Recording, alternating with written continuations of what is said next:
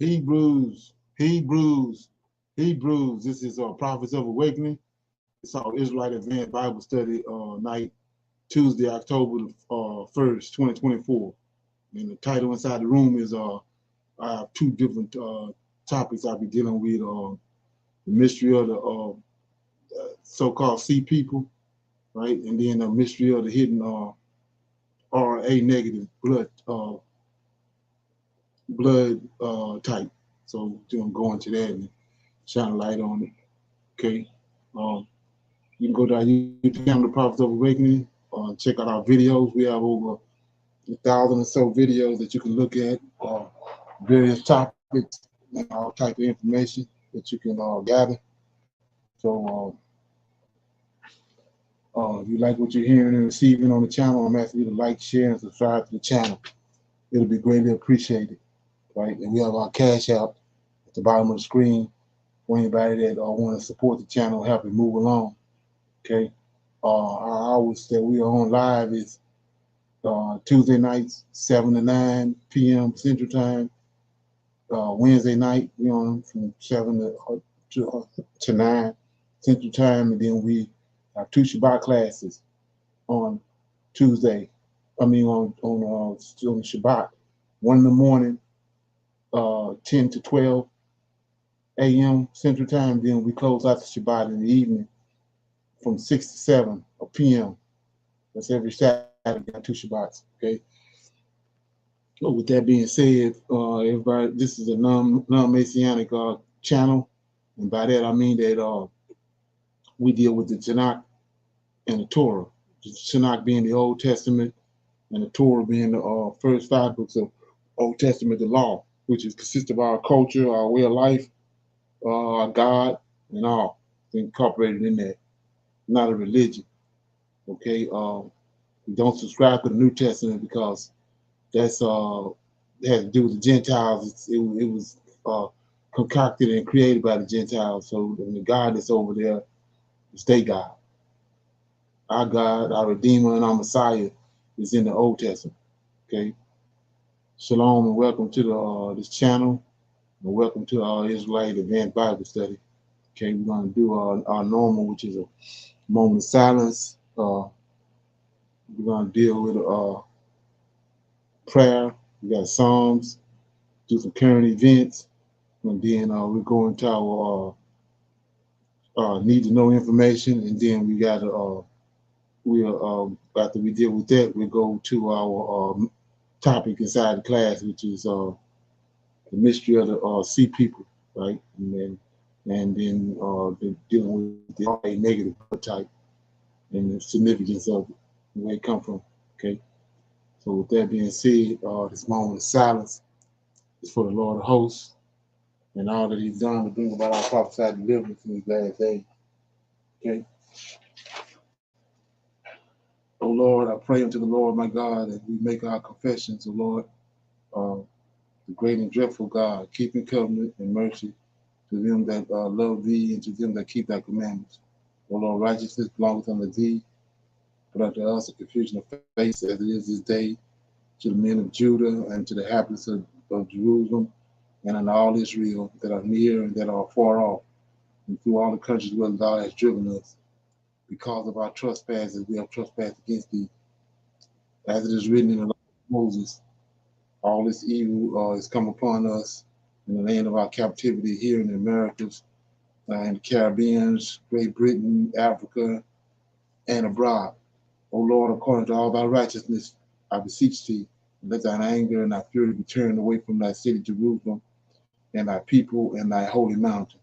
O Lord, hear this prayer and cause thy face to shine upon thy sanctuary and thy people for your sake. O Lord, open your eyes and incline your ears to hear and behold our condition. O Lord, hear. O Lord, forgive. O Lord, hearken and do, and defer not for thy own sake. O my Lord, for thy people in your land need you desperately at this hour. Peace be unto you. Okay. So with that being said, read the Psalm right quick.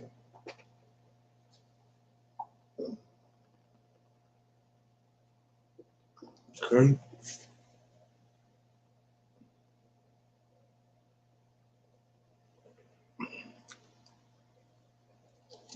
Okay.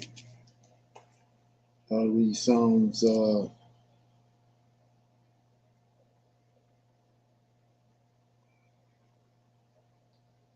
29. It says, a voice of the Lord in the storm. Give unto the Lord, O ye mighty. Give unto the Lord glory and strength. Give unto the Lord the glory due unto his name. Worship the Lord in the beauty of holiness. The voice of the Lord is upon the waters. The God of glory thundereth. The Lord is upon many waters. The voice of the Lord is powerful. The voice of the Lord is full of majesty. The voice of the Lord breaketh the cedar. Yea, the Lord breaketh the cedars of Lebanon. He maketh them also to skip like a calf. Lebanon, Syrian, like a young or unicorn. The voice of the Lord divideth the flames of fire.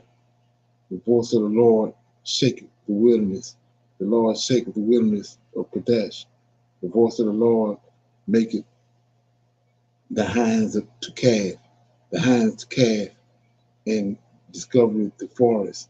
And in his temple doeth everyone speak of his glory. The Lord sitteth upon the flood. Yea, the Lord sitteth king forever. The Lord will give strength unto his people. The Lord will bless his people with peace. Okay, that was Psalms 29. So if you've been around this channel long enough, we know who the Lord is. So I want to give you an example of that. Okay, it says in verse 10, the Lord sitteth upon this flood. Yea, the Lord sitteth king forever. So what flood is he talking about? When you understand what happened, we know the flood. We know everybody knows about the flood in Genesis chapter Noah's flood, right? But they don't really deal or understand the flood in the very beginning. There was a flood in the very beginning. That's the reason he made the covenant with the rainbow, because he said he wasn't going to flood the earth no more. So when we come into Genesis chapter 1, right, it says, in the beginning, God, Yahweh, right, created the heavens and the earth. So it's Yahweh. Verse 2, the earth was without form and void, and darkness was upon the face of the deep. So they're going to flood right here. This is the first flood, according to what happened with Lucifer. He flooded the earth. And so they returned into the earth in Genesis chapter 1. So we see Yahweh in verse 1, but the Lord of hosts, is in verse 2. Israel's God. The earth was without form and void, darkness was upon the face of the deep. And the Spirit of God, the angel of God, the angel of the Lord, moved upon the face of the waters. That's what it's talking about over here, right? Verse 10 of Psalm 29. The Lord sitteth upon the flood, yea, the Lord sitteth king forever. So we see if he's sitting upon this flood right here, he was sitting upon the one with Noah, right? And then we go over here in Daniel chapter 12 right quick. Okay. Daniel chapter 12. And we see in Daniel chapter 12, we want to see who the Lord is, right? It says, verse 1, and at that time shall Michael stand up, the great prince, who standeth for the children of Israel, so the children of thy people, and there shall be a time of trouble, such as never was since there was a nation, even at that same time. And at that time, when Michael stand up, the Lord of hosts, when he stands up, thy people shall be delivered. Everyone that shall be found written in the book of life. So I was bouncing off of Psalms 29 and 10 when it says he sit upon the flood. If you go to verse 10, Daniel. So he's telling you this for a reason right here in verse 5. I looked. So he's telling you this for a reason. I looked, and behold, there stood the other two, Gabriel and Uriel, they with him, two, and one on this side of the bank of the river, and the other on that side of the bank of the river, right?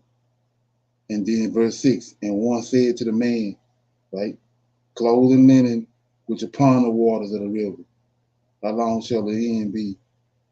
How long shall it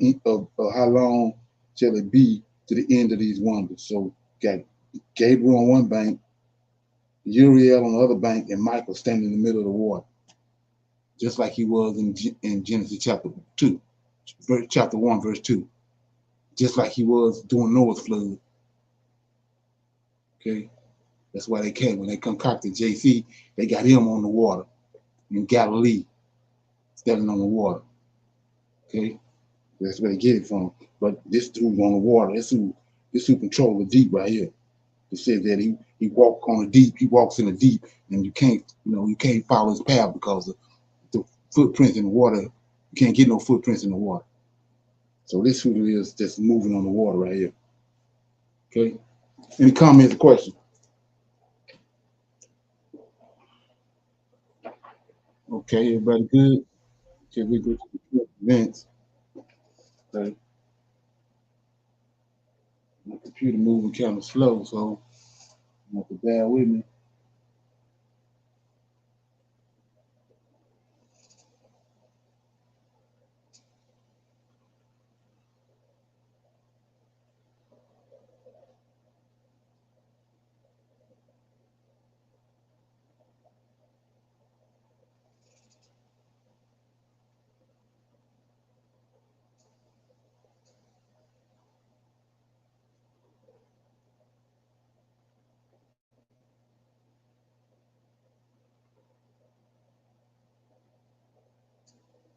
So it is now official. The United States is entering into a war against Iran simply because of the fight and the tensions between Israel and Hezbollah.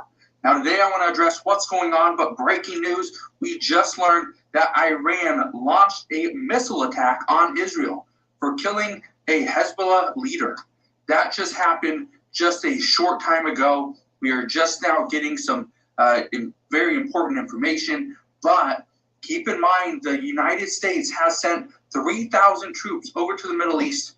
We also are getting reports of military aircraft and warships in the area as well. So the United States is bracing for what could actually be a war with Iran. Now I'm going to break all this down in just a moment, but all I ask is one thing. It takes 2 seconds. Go ahead, hit that like button if you enjoy these daily updates. And now, let's begin.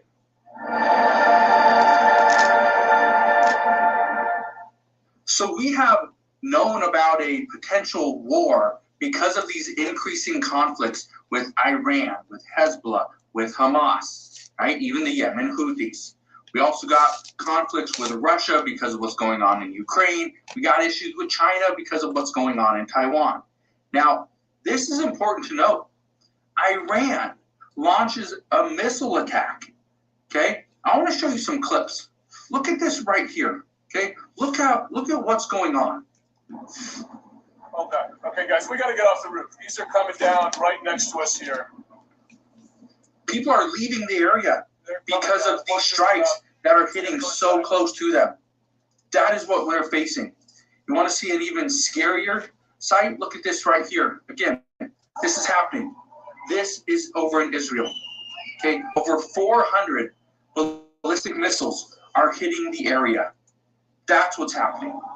Okay, now I wanted to show you that so that you understand what we are facing. Iran, they launched their first wave of missile attacks against Israel. According to experts, they say this is going to continue.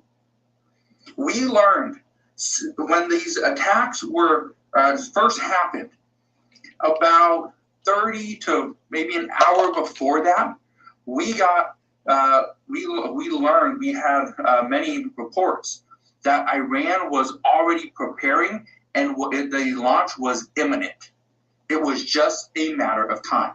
So within about 30 minutes to 60 minutes, Iran launched the attack from when U.S. officials found out this was going to happen. Now, how is the United States involved in this? Because Iran launched an attack on Israel. Well, who is the United States' closest ally in the Middle East? It's Israel. Israel is the one that the United States continues to back. We keep sending billions of dollars over to the area, whether it's going to Ukraine or it's going to Israel. Doesn't matter. We are sending billions of dollars. Now, look at this, okay? Israeli forces enter Lebanon, sparking Hezbollah strikes. This is only going to increase the conflicts in the region. This isn't going to, bring tensions down. This is only going to increase tensions, increase the likelihood of a full-scale war. But the United States, they have officially entered this war. Look at this right here. It says, U.S. military is bracing for a fight with warships and more aircraft as further violence grips the Middle East. Okay? This is what's happening. It says right here, Israel's killing of the Hezbollah leader Hassan Nasrallah has put the Middle East even more on edge. Amid heightened tensions, the U.S. has been adjusting its force posture in the region. A powerful force of American warships and fighter aircraft are already on station, with more to come. The United States is stepping up. The U.S. does not want to see this conflict escalate. Well, based off the attacks that just happened today, I think they are far beyond an escalation, and we are right there at a war. And then look at this. It says the U.S. is sending a few thousand more troops to the Middle East to boost security. Okay. How much are they going to boost security? What is this actually going to do? Well, according to reports, this has other countries a little bit on edge. Iran is a little upset that the U.S. is sending more troops to the Middle East. Why do we need to be there? We already have about 40,000 troops in the region, and we're going to send about 3,000 more. Okay? The lithium margins right now are practically software margins. We're seeing cases where the spot lithium price. Okay. So a little bit less than 10%, but that's a pretty good number. Now, I want to read you a few things, okay? Look at this right here. It says Iran launched a ballistic missile attack on Israel, according to the Israeli military. It says President Joe Biden and Vice President Kamala Harris met with national security officials at the White House to review the status of U.S. preparations to help Israel defend against attacks. Again, they're going to help them defend against an attack. It doesn't mean we are going to jump in and retaliate. The U.S. is not going to do that, according to reports, unless Iran attacks U.S. troops. Here's the problem. If we continue to send more troops into the region, all it takes is a miscommunication, right? A miscalculation of some sort, and a U.S. troop or a base could be hit. If U.S. troops are attacked, even if it was by accident, the United States would most likely need to respond. And if the U.S. responds and attacks Iran, this is where things will fully be blown out of proportion, fully be blown into a full-scale war. Look at this. It says the attack comes after Israeli ground forces entered southern Lebanon to attack the militant group Hezbollah. What we now know is that this is going to escalate even quicker. We're about, 35 days away from the presidential election on November 5th. Experts have been telling us for several months that if an attack occurs, it would likely happen within 1 month before or after the election here in the United States. We are about 1 month away from the election. Those experts seem correct at this point. Here's what those experts also predicted, that the U.S. would mistakenly step into this war. The U.S. does not want to be involved in a war. The U.S. does not want to send military equipment or personnel over to. Okay. Any comments on that?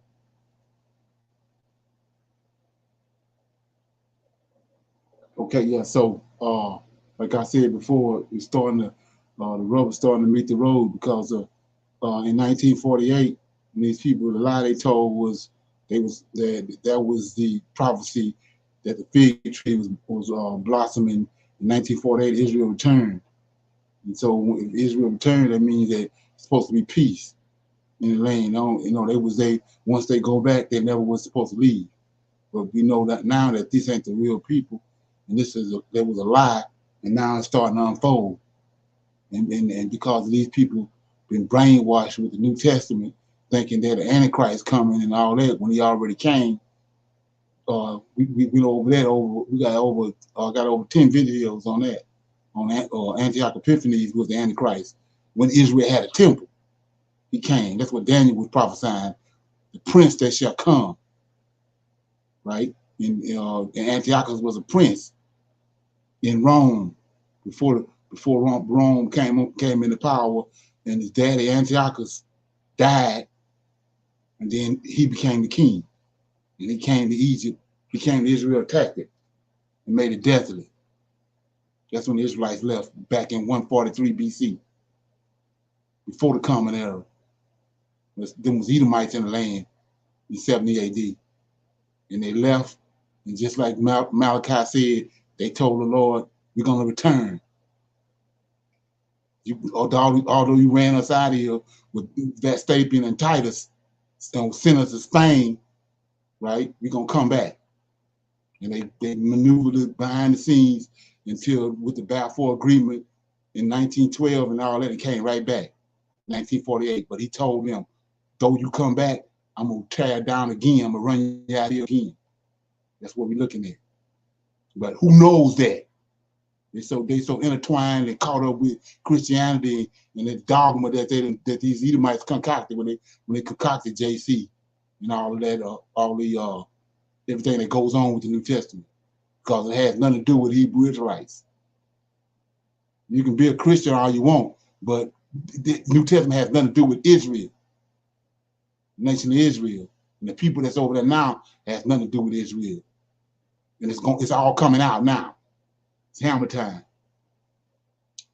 So, brother asked the question. Basically, no New Testament. We don't deal with the New Testament because it's concoction. They concocted in Alexandria, Egypt, when they created the Septuagint. They translated our language over to our scriptures over to Greek. That's when they went to work. That's how you get the New Testament. So anyway, so now, like I said, it worked up until now the Most High prophecies coming to pass. Yeah, so much the Most High prophecies coming to pass now. So we see that it ain't working. Like I said, I tell everybody that come across this line, they come here in the dark, and then when the truth started coming out, they can't handle it. But go do your research. Go Google Serapis, Serapis, Serapis. Go do that. Okay, and find out who that is. Then you go from there. But so anyway, so like I was saying before, all this stuff is unfolding, and people can't handle it because, like I said before, it was told to us, even to me when I was in the dark, that in 1948 that was the branch, that was the prophecy that JC prophesied. When you see the branch in the fig tree blossom, then it's here. They told us that was 1948. That was it. But look what's happening now. Total chaos over there, and it was total chaos before that, but nobody could see it because they got a propaganda machine that they'd been had since way back in during the time of the Caesars, the first group, Julius Caesar and all of them. They had a propaganda machine that's still working today to keep people blind. Not only the real Jews, but the Gentiles too. They in the dark. But it's called coming out now. Okay.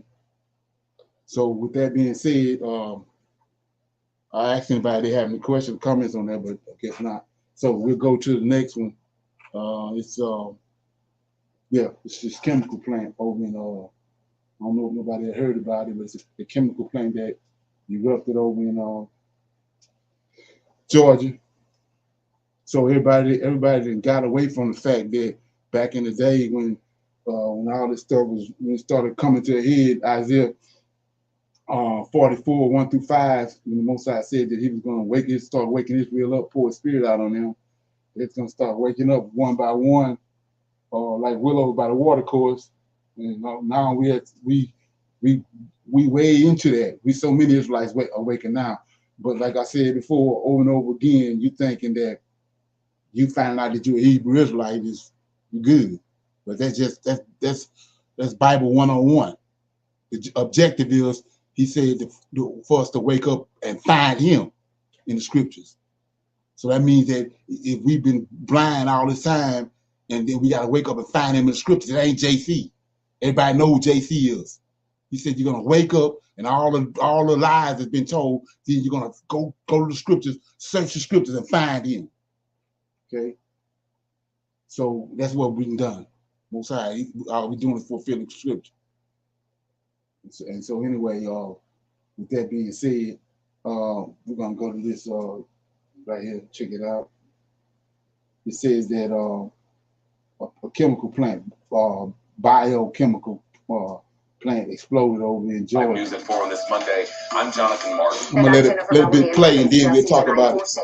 Thousands of people forced to evacuate and shelter in place after a large chemical fire broke out Sunday at a lab in Conyers. All right, right now, take a look at your screen. This is video from our 11 Alive Sky Tracker of the biolab facility. Again, this is in Conyers. You can see that smoke really going for miles. We've gotten so many reports of people not only seeing but smelling the effects of that today as well.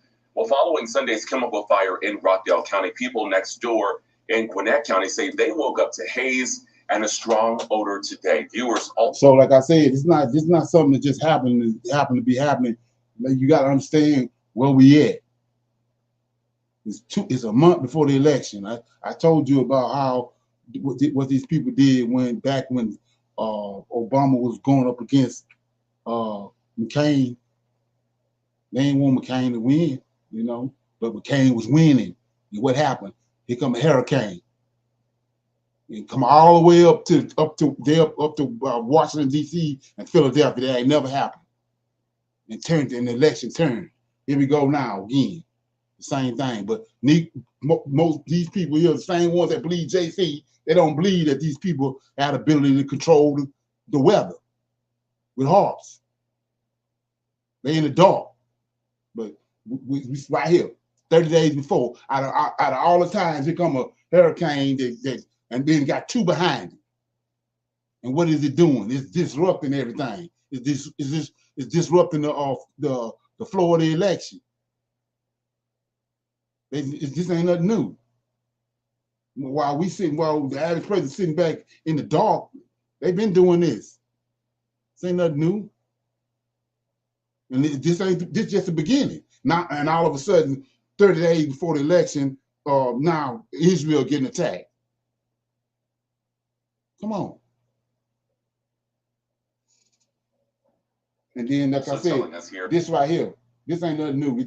We know, we look over in Africa, why is the three guys that's over in the Negro land, Hebrew land, why are they at odds with America and with the West? Because they got biolabs all over. They got biolabs all over Africa. Ain't no biolabs in uptown Boston where all these Anglo-Saxons at. And Jews, ain't no biolabs up there. The biolabs is always outside of black communities. And so you think this right here is a coincidence? No, it's something else gonna come from this. This is how these people work. And like I said, don't take my word for it. Have some patience like David and wait it out. At 11 Alive, that they were unable to go outside for most of the morning. 11 Alive's Karis Belger starts our coverage today. She's at the Gwinnett County Operations Center right now with answers. Karis, a lot we still don't know, but what can you tell us at this hour? Well, Gwinnett County officials say there was a bit of a haze and a strong chlorine smell in the atmosphere, but mostly that went away earlier this afternoon. But we did hear from quite a few people who live in the area who say they were concerned. And as you mentioned, they also said they could not leave their homes. Just a few hours ago, Gwinnett County officials said they had been running tests with mobile monitors and they did not pick up anything of concern. Now, take a look at this picture viewers sent to 11 Alive. Kim Ostrenko, who lives in Gwinnett, in Lawrenceville specifically, took this photo around 9 this morning. She told me she could not see her mailbox from the top of her driveway, and she immediately brought her dog inside due to the haze and the strong smell of chlorine in the air. Now, Gwinnett County fire officials say they have had teams monitoring the situation and the direction of the smoke that was seen leaving Conyers earlier. That was since the first fire happened. Right now, they say most of the concerns are for cities in the area immediately surrounding Atlanta in the area. Let that permeate. Conyers, and less so for the other surrounding counties like Gwinnett.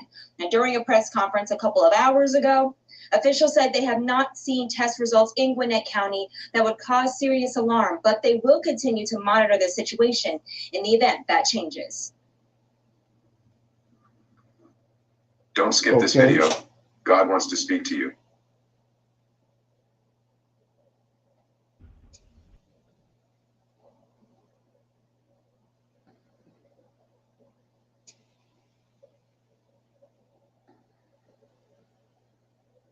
All right, right now we are going to go from Karis Belger to a live news conference right out of Rockdale County, where officials are updating the situation on the chemical plume. That's happening at Johnson Park. Let's listen in right now. Mayor of the city of Conyers, Vince Evans. We have representatives here from the sheriff's office and the city manager. At this time, we will hear from our fire chief. Good afternoon. My name is Marion McDaniel, and I am the fire chief of Rockdale County Fire Rescue. At approximately 5:19 yesterday morning, Rockdale County Fire Rescue Engine 7 responded to 1700 Covington Highway when an alarm bell rang. Upon arrival, they observed a fire on the roof area, which activated the system, the sprinkler system. Stored in that building is a water-reactive chemical, which brings us to the major incident we have been facing for the past 2 days. Once the water made contact with that chemical, we have the plume that you've seen for the past 2 days. There was a fire. The fire was brought under containment around 10:30. After the fire was contained, the water was secure. We started to remove the product from the facility, at which time there was a rekindle of the fire. That occurred approximately 12:30 yesterday afternoon. Took us about 3.5, 4 hours to get that fire under control, and after which point in time, we started trying to remove the debris. During the course of the fire, the roof collapsed, several of the interior walls collapsed, which caused another problem for us. However, as we come into the day, I want to reiterate there have been reports of a fire. There has not been an active fire at the site since yesterday when it was contained at 4 o'clock. However, today what we have been doing is working through the debris with bulldozers, moving the debris so we can get to the product. The hot zone of the area, the primary area, is the far end of the building where the product was stored. All walls, all areas around that have been. Okay, anybody heard anything about Conyers, the fire and everything that happened over in Georgia? Any comments on that? Shalom. Okay, I can hear it. Okay. Shalom, yes, sir. I did. And the thing that's really getting me is that they're telling people to shelter in place. I mean, Exactly. being close to this smoke, that type of smoke, you know, chlorine mixed with acid anyway is not a good combination, right? So, Exactly. I think they used chlorine gas or something in World War I back in the day. So, being Right. around that smoke is not good. Even if you shelter in place, it's gonna seep in your home. You know, you just can't be Exactly. around anything like that. It's not healthy for Right. us anyway. And this is like the third one within the last 10 years. Right. So this is Biolab. really right, exactly, a biolab. Yes. So you Okay. got to imagine, you know, if people, I don't know if anybody has actually watched it, but you see how much smoke there is from this. and they're Right. telling people to shelter in place, and there are a lot of people that's going to follow that protocol, and it's Right. not safe at all. Exactly. Yeah, like my man said, coffee. They had the whole downtown Atlanta in the fog. Come Yes, on. You exactly. think that's a coincidence, man? There ain't no coincidence. Hmm. And It's they something else. shut down I-20 coming from Augusta to Atlanta. They shut that interstate totally down. Right. And So then any other time you'd be saying evacuate. right, Now all of a exactly. sudden it's shelter in place. Right. Right. But that's the thing about it. Like I said, that's what got the Pharaoh in trouble. Was his arrogance. Look how long the Egyptians had ruled. So you got a history, lineage. They had ruled so long, they got so arrogant till they and then they didn't understand the scriptures. And we in the same place now. These folks then ruled and hoodwinked and lied so long till now that the truth coming out. They're arrogant about it. It's no possible way they're gonna get the truth because they're so damn arrogant. And it's Right. like I said before, gonna sit back and let the Lord of hosts do what he do. Like I said before, he know how to do you. See, he know just how to do you. Okay, that's all we got to do. So we got history of what he done. It wasn't JC. JC ain't got nothing to do with it. It was the Lord of hosts. We saw what he did in Egypt, the 10 plagues. We saw what he did in Babylon. Yes, Saw sir. what he did to the Greeks. So all we got to do is sit back And just wait on it. and wait on. He the one prophesied, not JC. JC ain't got nothing to do with it. You can hold on to him if you want to, and you can sit there looking at it, and it's unfolding. It's not unfolding the way the lies they told you. It ain't unfolding that way. Right. Christ didn't have anything to do with it then, and he's not going to have Right. anything to do with it now. Like I said, he telling you in the scriptures, you supposed to be intelligent, supposed to be intellectual. He said, search the scriptures in the latter days and find me. So what that tells you, whatever you was dealing with, you wasn't dealing with him. You got to go back to the scriptures and search him out. But you got a clause in that. It's only given to the Israelites. They understand that. It's not given nobody else to understand it. Okay? Shalom. I had Yeah. some technical problems with my phone. It's all Did good. you mention how much, what started it or anything? Because I know it was right after the hurricane tornado came through Augusta and went up the coast there, up the line.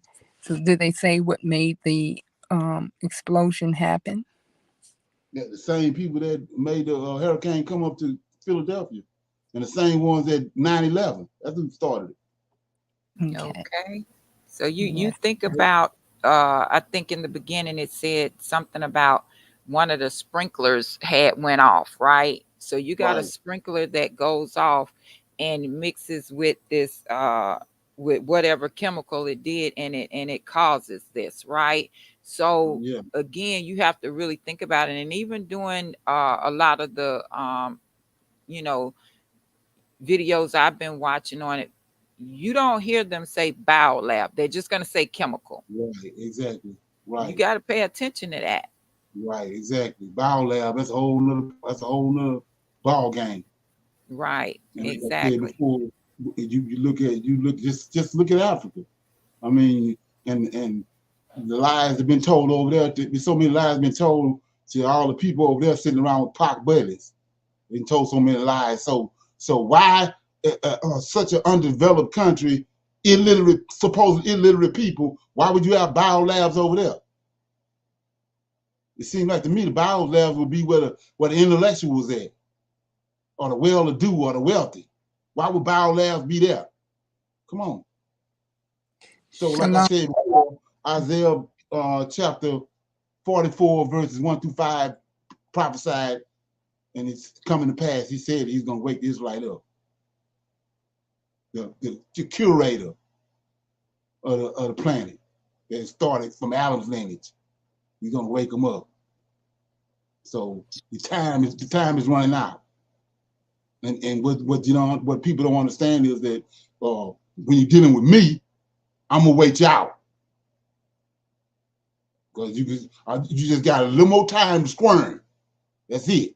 When you got the squirming is almost over. Okay? And the arrogance. Okay? Yes, sir. It's almost up. Yes, sir. I just want to refer back to when you said about over there, where the people are that has the swollen bellies in Africa, and they got the bio labs over there. That land is so desolate that the people are starving. What can keep these labs going? It has to have energy. It has to have water flowing through it. Then they're saying those are the things that's making those people sick, not having good water, not having anything, no livable conditions. But if you have a lab there, you have to have all those things to keep it running. Right. And then you have to ask yourself, I mean, the little bit of information that they've given us about Africa, the history of Africa and all that, where in the hell did Ebola come from? It ain't never been over there. Why all of a sudden in the 21st century it show up? It's the bio labs. You don't take a rocket science to figure that out. Okay, so that's what it is. Like even the jab. Where the hell did the jab come from? Come on. So back to the lies that's being told. Go back to the very beginning. The Most High said that he cursed Cain. So what did he do to Cain? He took the melanin out of him. Let you figure out the rest of it. Miriam went against the Most High. What did he do? Took the melanin out of him. What is melanin? Dark matter. Where is the intellect at and intelligence is at? Dark matter. Ain't no intellect and intelligence in if melanin is not there. It ain't nothing but lies and debauchery. Come on. That's where we at. Most High got to set everything back in place. And tell you the truth, I don't give a damn if I don't even see it. But it's gonna happen. Okay? Time is up. So anyway, with that being said, let me get over here. It says I'm weaving some need to know information, right? And this is what I was saying about not sitting back and not worrying. Just get you a latte or get you some wine, fruit of the vine, and just sit back. Okay? This is how the Most High work right here.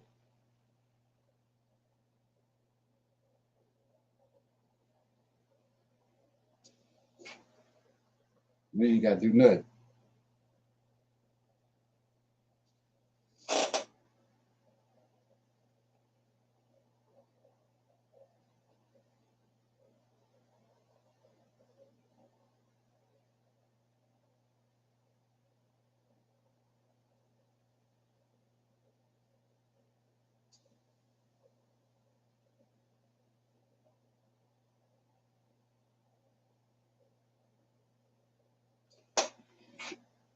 Okay. This news is funded by viewers like you. Please support our work at democracynow.org/give. This is Democracy Now!, democracynow.org, War, Peace, and the Presidency.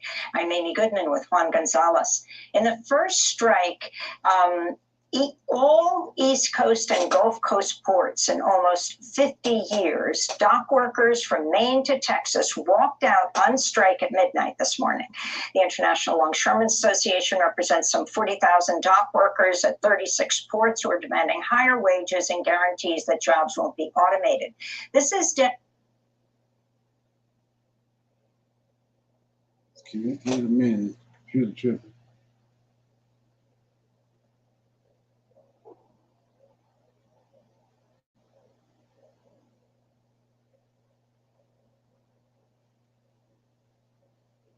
Daniel O'Malley, a worker who joined picket lines this morning at Port Elizabeth outside New York City after the ILA's contract with shipping companies expired. The ILA is fighting for respect, appreciation, and fairness in a world in which corporations are dead set on replacing hardworking people with automation. Employers push automation under the guise of safety, but it is really about cutting labor costs to increase their already exceptionally high profits. On Sunday, President Biden said he would not intervene to stop the strike, which will disrupt trade and potentially lead to high prices just weeks before the presidential election. Mr. President, will you intervene in the dock workers' strike if they go on strike on Tuesday? No. Why not?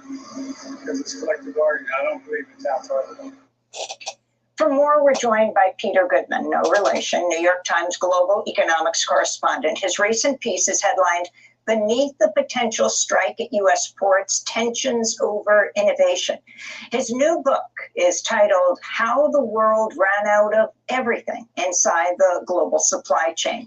Peter, welcome to Democracy Now! It's great to have you with us. Explain what just took place at midnight. We're talking about Maine to Texas. Right. The ports are shut down. Yeah, we're talking about 36 shipping terminals at 14 different port authorities. We're talking about ports that are the gateway for roughly half of all. So from Maine to Houston, like I said before, this is the Lord of hosts. When you understand who our Redeemer is, who our Savior is, the Lord of hosts. It ain't JC, right? You know just how to do it. It said, is a question was posed in the scriptures, who can bring the woman down? Who can bring the harlot down? Okay? This is how you bring the harlot down right here. The imported goods reaching the United States. Contract ended at midnight and the dock workers walked off their jobs. They're seeking higher wages and guarantees that they will not be replaced through automation. And Peter, in terms of the workers have been talking about the huge profits that the shipping companies have been making. Could you talk about that in context of their wage demands? Yeah, so for a good period after the pandemic, where we had these massive disruptions that were enormous profit opportunities for the shipping companies. You know, we read a lot of headlines that it's chaos when we have these giant queues off of the twin ports of LA and Long Beach, the West Coast ports that are the gateway for about 40% of all imported goods reaching the country by container ship. And there's this implication that this is somehow bad for the ocean carriers. But the unfunny punchline of every one of these episodes, whether it's floating traffic jams or more recently restrictions on traffic moving through the Panama Canal because of drought, or ships that can't go through the Suez Canal because of strikes by Houthi rebels who are acting in solidarity with Palestinians in Gaza. Every single time there's disruption, we see prices go up and profits go to record levels for the ocean carriers. At the same time, the dock workers, who have very dangerous jobs, they're very physically rigorous jobs, they are highly paid, but their position is we're entitled to that as compensation. Their wages have actually flatlined. They've stagnated compared to inflation. And so they're seeking what looks like a very substantial headline increase, 70+%. It's been reported, though there's not a lot of open discussion of these terms over the next several years. And overnight, it seems like the port operators tried to bridge the distance with a package that they say would be about a 50% raise. The dock workers say that's not enough. And one of the things they're very concerned about is the push. This is a historic push. It goes back to the beginning of container shipping in the 1950s to replace them with robots, other forms of automation. Robots don't go on strike. They don't have sick kids to take care of at home. They don't need time off with their families. This really goes back to the beginning of the container industry, where time and again employers have sought to use various forms of technology to limit their vulnerability to exactly what we've got now, a work stoppage, as dock workers seek a greater piece of the action. And could you talk about how the emphasis for the several decades now of worldwide capital, of having just-in-time production lines of products coming in to be sold immediately, how well the American industry can withstand a long strike? Well, a long strike is going to be tough because we've already seen a lot of diversion of cargo from East Coast ports to West Coast ports. Congestion could quickly build up if that continues. We've seen a little bit of diversion to places like Mexican ports, where we've got road and rail connections into the U.S. And eventually on to Canada. But those ports are much smaller. They're less efficient. The rail system, by the way, has really been depleted by a version of just-in-time. Okay, so let's look at this right quick, just for GP. You know what I mean? This is the backbone of the United States, right? So what I'm doing is I'm showing you who the Lord of Hosts is, who Israel's Redeemer is, that it ain't JC. So this right here, these container ships, all this stuff right here is what's keeping this place alive, this wicked ass place, right? That they brought us over here. So this was keeping alive. Like I said before, they asked, the question was posed, who can bring it down, right? The Lord of Hosts, same one that brought Egypt down. This place ain't shit compared to Egypt. So who it is that went to Egypt and brought Egypt down? It was the Lord of Hosts. The story they tell us about JC, he in the bosom. He was hidden in the bosom. So it couldn't have been him. He hidden in the bosom. So it couldn't have been him that went to Egypt. So who it is that went to Egypt? The Lord of Hosts went to Egypt. What did he do? What was the source of the Egyptian society? The Nile River. They worshiped the Nile River. What did he do? He went there and turned the whole river to blood. JC had nothing to do with it. Like I said, it's 2024. We see what's happening. You can hold on to him if you want to. That's on you. But I'm showing you who it is that went to Egypt. The Lord of Hosts went to Egypt.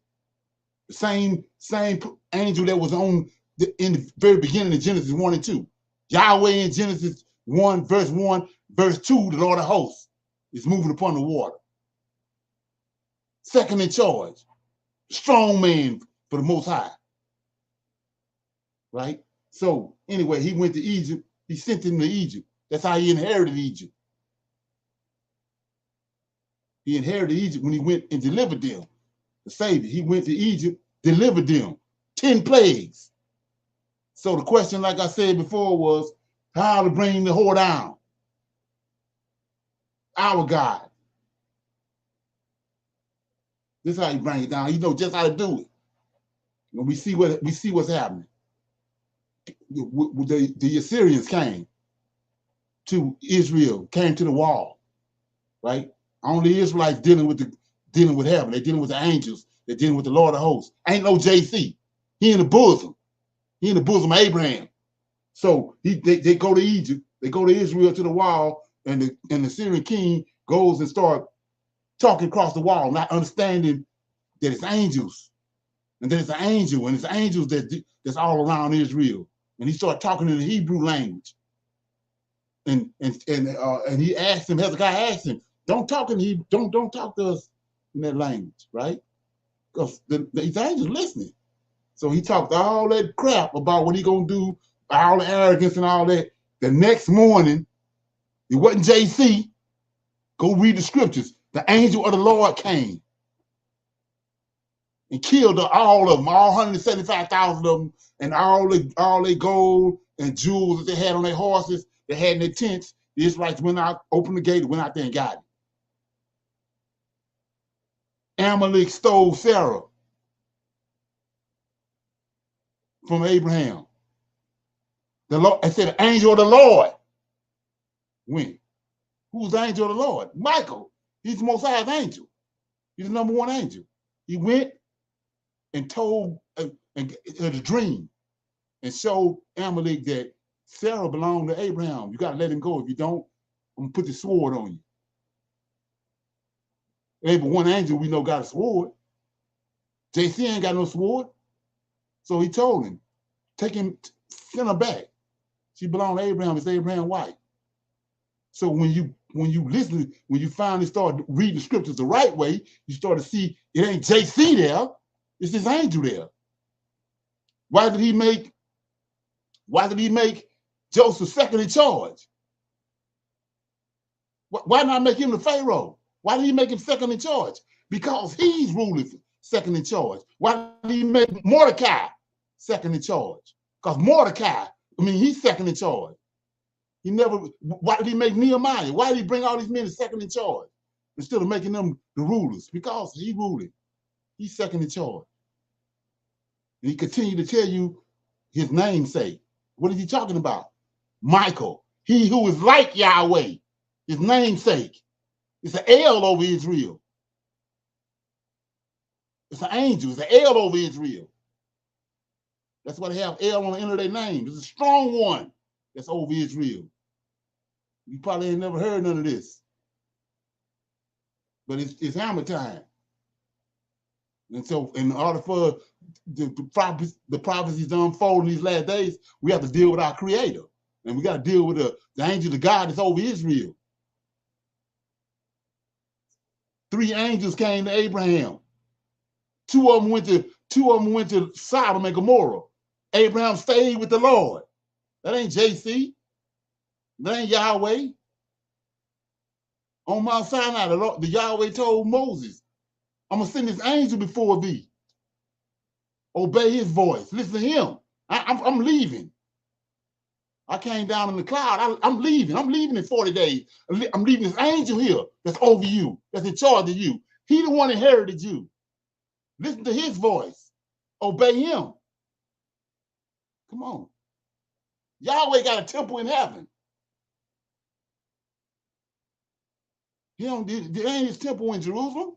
Yahweh temple in heaven. The book of Enoch tells you that. So this is where we at. Like I said before, you do what you want to do, but I'm going to sit back, like I said, and I'm going to watch it unfold. Because the same person that came to Egypt is over here. He's here right now. It ain't JC. And he's going to bring this place down, and every other big mouth person that's out of line, he's going to shut them down. Let me give you an example. Okay. I'm in Hezekiah. Like I said, you can't go to these scriptures if you don't understand them. All you can do is sit back, be a student. So right here it says, Haggai, the Israelites is in captivity just like we are right now. They in captivity in Babylon, and they was told by Jeremiah they was only going to be there for 70 years. So when the 70 years is up, let's look at it. When the 70 years are up, right? I'm in Haggai chapter 2. It says, let me see if I'm in the right place. Haggai, okay, yeah. Chapter 2, verse 20. So this is the Lord. This ain't JC. It's the Lord of hosts. He says, and again the word of the Lord came unto Haggai in the 4th and 20th day of the month, saying, speak to Zerubbabel, right? So we got videos on this. So this Zerubbabel is the Messiah in Daniel 9:25. It ain't JC. This is the Messiah in Daniel 9:25. The king that gets all that means anointed. Zerubbabel is that one that's in Daniel 9:25. He says, speak to Zerubbabel, governor, king of Judah, saying, I will shake the heavens and the earth, and I will overthrow the kingdoms, the thrones of the kingdoms, and I will destroy the strength of the kingdoms of the heathen, and I will overthrow the chariots, and those that ride in them, and the horses, and their riders shall come down, everyone by the sword of his brother. Ain't that what we're looking at? Come on. Anyway, it says, in that day, said the Lord of hosts, will I take thee, O Zerubbabel, my servant, son of Sethel, said the Lord, and I will make thee a signet, for I have chosen thee, said the Lord of hosts. Okay, so right there, it's not same thing he did in Egypt. JC not in this story. Same way he went to Egypt, same way he did in Babylon. He went and shut Babylon down, brought out the Israelites. We're looking at it right now. He a pro at shutting down kingdoms and beasts. You're a pro at it. We know what we got to do. You got a timeline. Timeline, you can be arrogant. and think a certain way. You got timeline on it. When that Moab is up, then you got to go. That's how it works. Okay. So when with that being said, I'll open it up for the Q&A. Anybody have any questions or comments, or any dialogue anything they want to bring about, or they came across while they're studying or looking on YouTube? Any questions?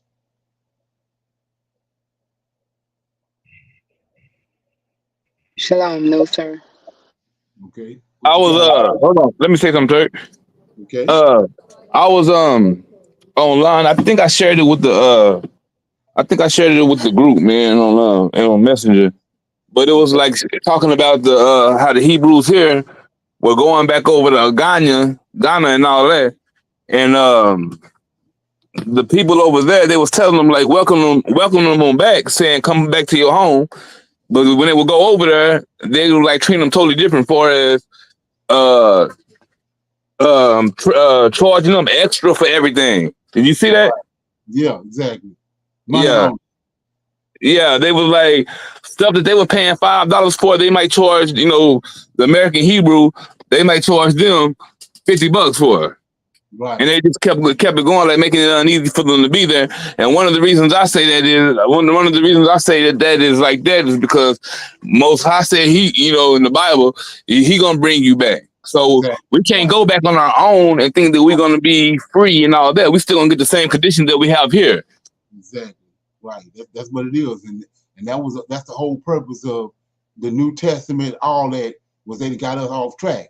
But he already, when you read the scriptures the right way, you already see that he's telling you it ain't adding up. Once it's revealed to you, it ain't for everybody. See what I'm saying? So, but when you start looking at what's actually happening in the scriptures, then you start connecting the dots. It ain't nothing that you have to do. We see what he did all through all past. It ain't nothing we gotta do. You wake up and start finding out you're an Israelite, and then you start thinking that, oh, he got something for you to do. No, you thinking like a Gentile. You got to think like a Hebrew. He ain't got shit for you to do, because he gonna do it like he did before. He did everything. He brought us out. All we had to do was tarry. David said that he made all kind of mistakes in his childhood, in his early manhood, but he said after he got old, he learned. Sit back. Don't go to the left or don't go to the right. Sit back. You're going to do everything. You're going to shut it down. Whatever it is that's going on and it ain't right, it ain't going to last but for so long. You're going to shut it down. You're going to expose it. And that's where we at. Time to ran out.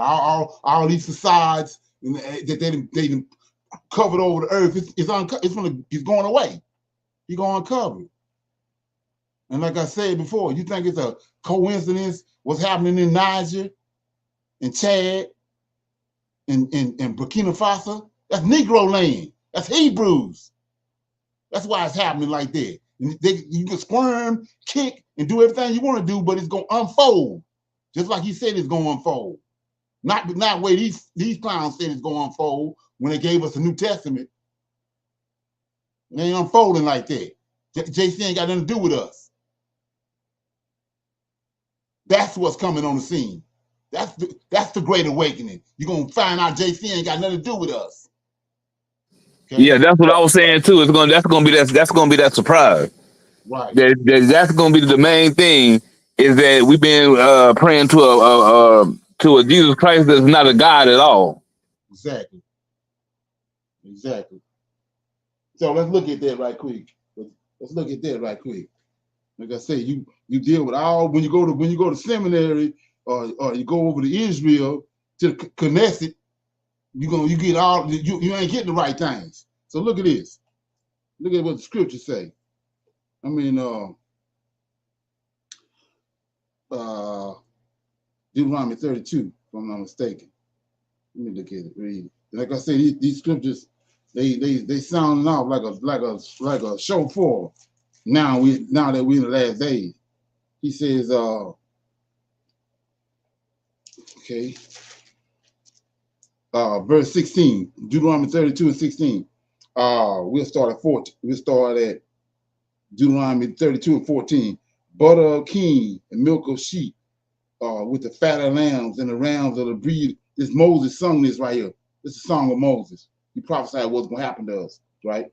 The butter of kine, the milk of sheep, with the fat of lambs and the rams and the breed of Bashan, the goats, with the fat of kidneys of the wheat. Thou shalt drink, thou didst drink the pure blood of the grape. But Jezreum, which or wax fat, kicked, thou art waxing fat, thou art grown thick, thou art covered with fatness. Then he forsook God, which made him, and lightly esteemed the rock of his salvation. So right here he's saying that when Jacob wrestled back to the getting the right understanding, Jacob wrestled with an angel. He can't wrestle with Yahweh. Yahweh a consuming fire. So he wrestled with this angel. This angel changed his name, not Yahweh. He changed his name from Jacob to Israel. So he wrestled with this angel, and then from that point on, they became a nation, and the prophecy that was prophesied on them was fulfilled. And it says right here, they got fat. They got beside themselves. And so that's what Jezreum come in at. That's the harlot name of Israel. When they went away from Mosiah, the real name is Israel. But when she went away, got fat and got beside herself, that's who Jezreum is. So he says, 15, but Jezreum waxed fat and kicked.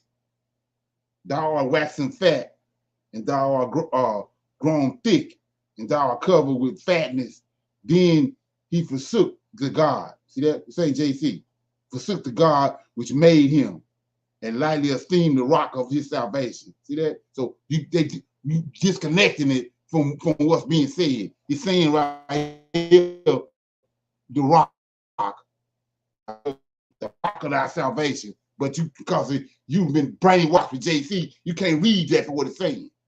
This is the rock of Israel's salvation right here. Anyway, 16. Then he says in 16, they provoked him, the rock of their salvation.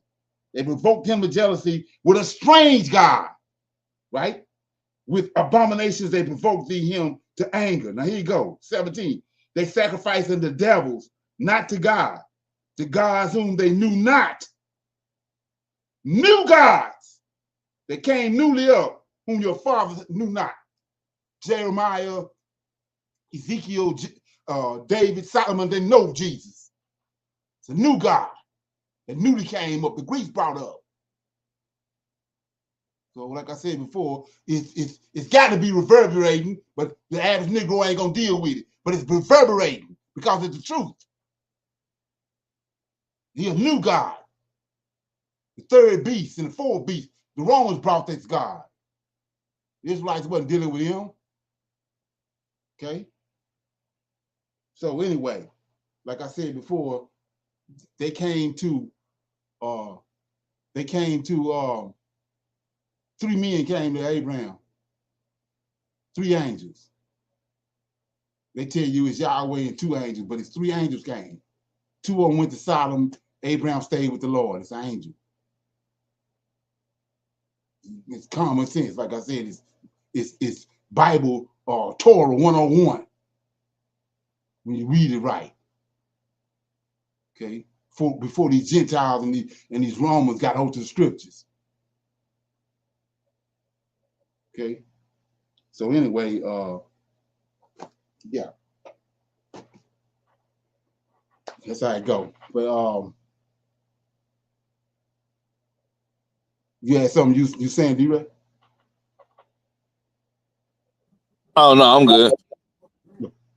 Okay, yeah. So I'm gonna play this here. Then we'll go right into the topic in class. It's right here. Like I said, all this stuff is, you know, we've been brainwashed. It's like I think it's Lil Bo Peep, I think his name, where he cried wolf so many times that people didn't believe nothing he said. That's where we at with this.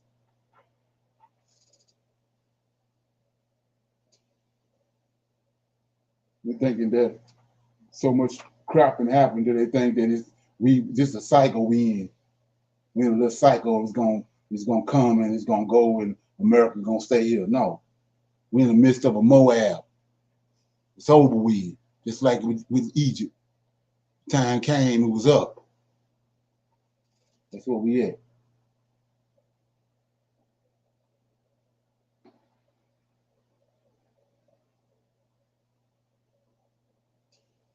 Nobody is telling you how bad things are about to get, but that is going to change. I am going to tell you how bad things are going to get here in the United States. Right. And a lot of this has to do with commercial real estate and $1.5 trillion in real estate needing to be refinanced within the next 3 to 6 months. Then we have a port strike that could actually hurt our economy even more. I will get to that in a little bit in this video. So, like I said before, you went straight to in Egypt. The Egyptians, their life source was the Nile. So, the Lord of Hosts went straight to the Nile River.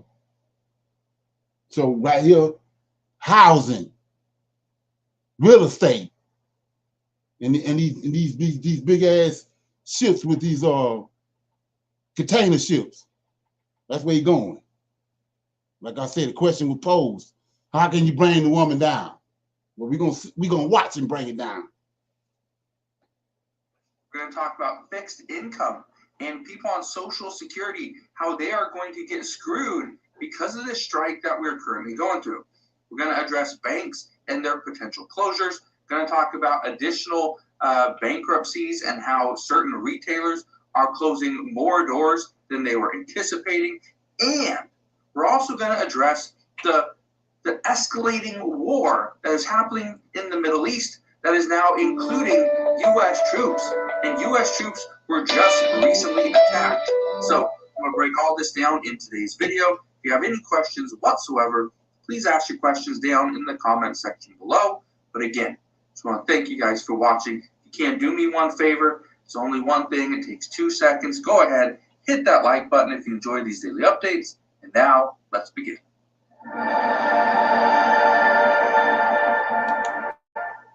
So let's talk about the biggest problem we are about to face. And this is not even including the port strike that just happened this morning. At midnight this morning, we learned that the ports over on the East Coast and in the Gulf, they are going to close down. They're going on strike. There's more than 45,000 workers that will not be working.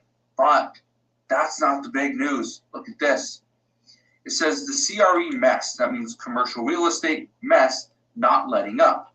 CMBS delinquency rates jump in September as office, retail, and lodging deteriorate further. CMBS is commercial mortgage-backed securities. Now, here's the reason why I'm bringing this to your attention. We are about to see banks close. Banks are going to struggle. Banks are going to shut down because they cannot afford to stay in business.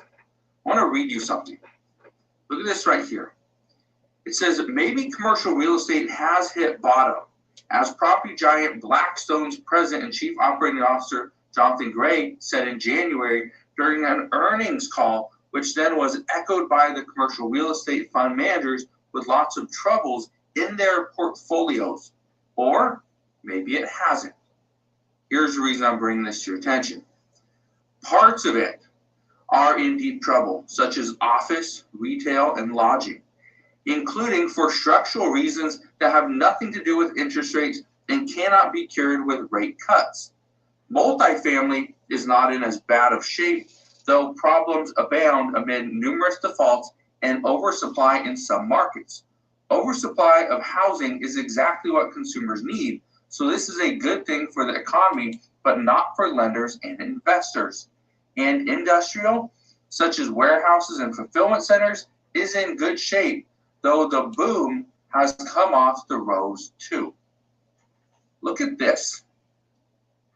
This is the office commercial real estate delinquency. This is their delinquency rates. Okay. If you look at this chart, here's where we're at today. Okay, we're sitting at 8.4%. This is the highest we have seen since the financial crisis, or during the financial crisis. This was August 2011 through November 2020, or 2013.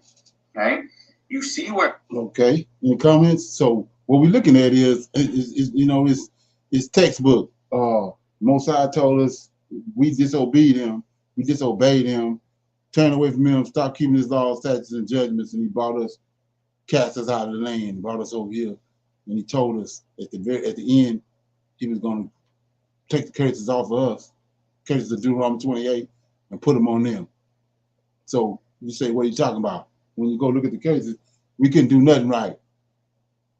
Nothing we can do was right. Last 2,500 years or so, everything we did was wrong. We couldn't do shit right.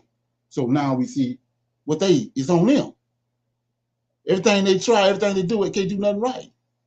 It's the same way with the Pharaoh. Everything he did was once the Lord of hosts showed up, it wasn't nothing he could do right. It was hammer time. That's where we at. Nothing they can do is gonna be right. Because his time is up. It's over. That's where we at. Okay? Anybody have any comments on that? Okay. Yeah, so the brother right, Mitch, yeah, all those books, that books you talking about, I have those books. That, like I was saying, that's 101.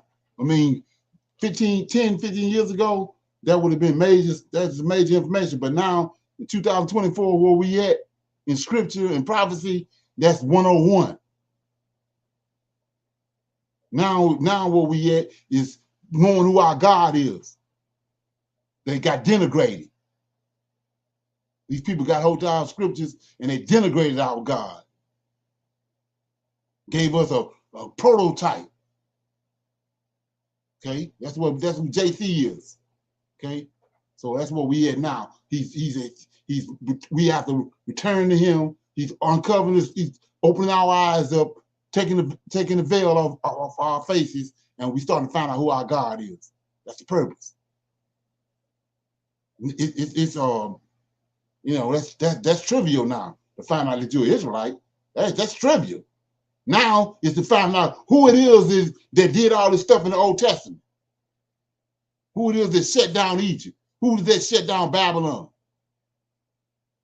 Who is that brought Cyrus? That's what we got to know. And when we figure that out, that's when we can call him and come and shut this place down. And get us out of this debacle that we in. That's where we at. Okay, so yeah, so the topic I said was inside the class is I was gonna deal with. I'm not gonna really kind of gonna cut it short, but I was dealing with it's 8 tribes, so-called tribes of sea people. I don't know if anybody familiar with sea people, but these are people that came from the sea. The Philistines and all those people, they came from over by Cyprus and all that. They were dealing with the sea. So you say, what are you talking about? You know, okay, when the flood came, right? The Most High, when you read the scriptures the right way, thinking like a Hebrew, not like a Gentile, but you're thinking like a Hebrew, he says that all the water, he killed everything on dry land. He didn't kill everything in the sea. Everything on dry land was killed. Okay, then we get to after the flood. Then we come to find out, we see it in their religions. These Gentiles, we see it in their religions. These heathens, how that they tell you these beings came up out the water and was giving them knowledge. It came up out the sea. So you think it's a coincidence? These sea people, they tied to them. So like I said before, you say, what are you talking about? Everybody didn't come from Adam. We know that the angels came down. That's why they didn't. That's why they did a propaganda job on the Book of Enoch. They don't want you to read the Book of Enoch because Enoch tells you what actually happened in the beginning. These angels came down and they had giants, and you got people on the earth today from those giants. That blood ain't come from Adam. So that kills this notion that is a man came and died for everybody on the earth. No, everybody on the earth ain't come from Adam. That's a lie from that's Gentile. A Gentile garbage.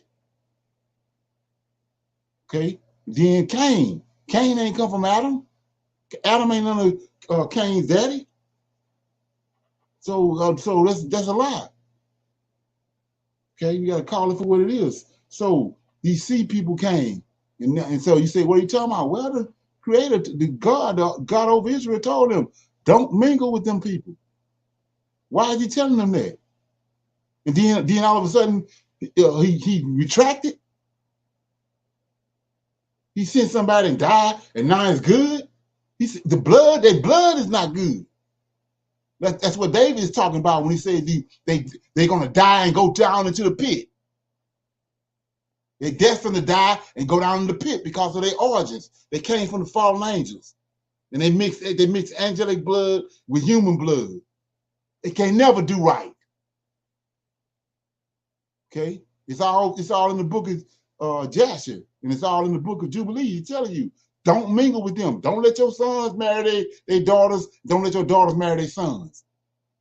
That's not a temporary thing. It's because of where they came from. You can't mingle with them because of that. Once you get that DNA in you, now it's part of you.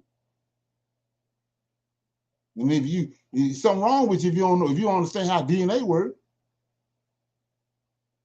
That was the purpose. And then because we wasn't obedient, that's why he cast us over here. You want to deal with them? I'm gonna cast you over there with them. And that's what that's all about. So these 8 different tribes of sea people, those people didn't come from Adam. They didn't come from Adam. Like I said before, the Most High destroyed everything on the earth, but everything in the water wasn't destroyed. And those angels, those fallen angels, they weren't just sleeping with humans. They were sleeping with giraffes, sleeping with lions. They was in the sea, sleeping with animals in the sea. They was doing everything. They got a different type of sperm. Okay, they were sleeping with everything. That's why you see some of the men that was with David. He says Benaiah wrestled a man that was lion-like. He had lion. He had part lion in him. Come on. But like I said before, we so caught up with Gentile mentality dealing with the New Testament and JC, you can't see none of this stuff. Okay. Zephno fought a man that had in the book of Jasher, he fought a man in a cave that had top of his body was like a bull, and the top bottom of his body was like a man, like a minotaur. These people they ain't come from Adam. And so, like I said before, it's people on the earth now descended from that. It's just the DNA then smoothed it out and made it smooth. When we first came in contact with the Gentiles, they ain't look like they look now. They look like they look now because they intermingle with us. Okay, come on. So anyway, and then so the last thing I want to talk about is the mystery of this hidden. This really kills the thing about the blood, right? He says all through the scriptures, the blood of the animals was sufficient. That's Gentile mentality. Most High don't deal with no human blood. These fallen angels and these demons deal with human blood. Most High don't deal with the animals. So why the animals? Because they ain't did nothing. These animals, they doing it right today. The squirrel is doing the same thing the Most High did when he created.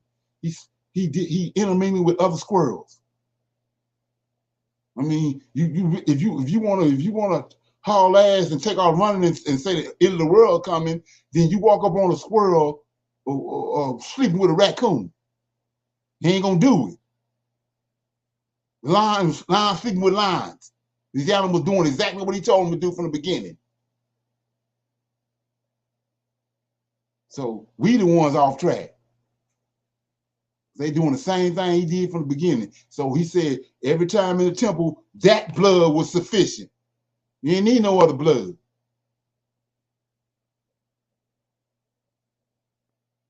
Like I said before, before the Gentile came in Africa, the African looked at the sky and saw the sun and personified it. That's all he did. He personified it. He gave it human characteristics. That was it. When the European came, the Greeks and the Romans came, they took the sun out of the sky and made a man out of it. The Christ. The black Madonna and child. They took it out of the sky. The Egyptians said, you know, they gave him human characteristics, but it was still in the sky. They understood it. They just personified the sun, but they came out of ignorance, and they took it out of the sky and made a man out of it. Like I said before, then from there you get Serapis. Don't take my word for it. Do the research. Then from there you get to the Council of Nicaea. They took Serapis and they made Serapis JC. You got Krishna. They came down to the end with two gods at the Council of Nicaea. The two main popular gods, it was Krishna and Zeus. That's how you get JC. So he said rather than to choose one, he put them both together and made JC, Jesus the Christ, which was Serapis. They changed Serapis to Jesus the Christ. Then after that, they went and took typology, went back to the scriptures, Old Testament, and put them in the Old Testament. Prime example, David, the Psalms. That was the first place, that's a good place to go. Put him in the Old Testament, Psalms, right? But when you read Psalms, David is talking to you about his plot, his dealings with the Most High. He ain't talking about no man that's coming in the future. He ain't prophesying about nobody. He crying out. He the one saying, my God, my God. He ain't talking about nobody in the future. So typology, they took him, once they concocted him, put him over in the Old Testament. Like I said, in Genesis, 3 angels came to Abraham. Now that they got JC, Serapis, now JC one of these men over here in Genesis 18. But our forefathers already knew it was 3 angels came. And the Lord of hosts was one of them. That's why David is keep telling you over and over again that he's under the protection of the Most High's wings. The Creator, the God that's over Israel, got wings. He ain't saying it for on an accident. He's saying it because he got wings. Okay? But like I said before, you can take it and do with it what you want to do with it. Okay? So anyway, with that being said, anybody have any questions or comments before we go? Want to shine a light on something? Okay. So with that being said, see if I can't get this line up in here a little bit. Okay, now y'all, computer moving slow. Okay. Yeah, so like I said, we moved our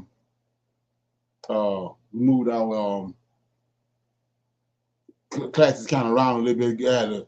We got a women's channel, which is Israel Wake Up, and that's on Thursday nights and Sundays. Thursday from 7 to 9 Central Time, and then we come back on Sundays evenings for about an hour or so and do a recap of everything happened during the week and see if anybody have anything they want to share and try to connect some dots. And then Friday nights we have a channel, non-Messianic channel. That's where we have the men's advanced Bible study at on Friday nights. We over here on Prophets of Awakening.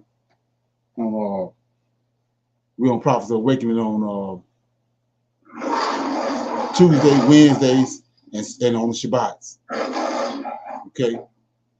So with that being said, I want to say shalom, shalom, and another shalom. Shalom, shalom, fam. Shalom, shalom, everyone.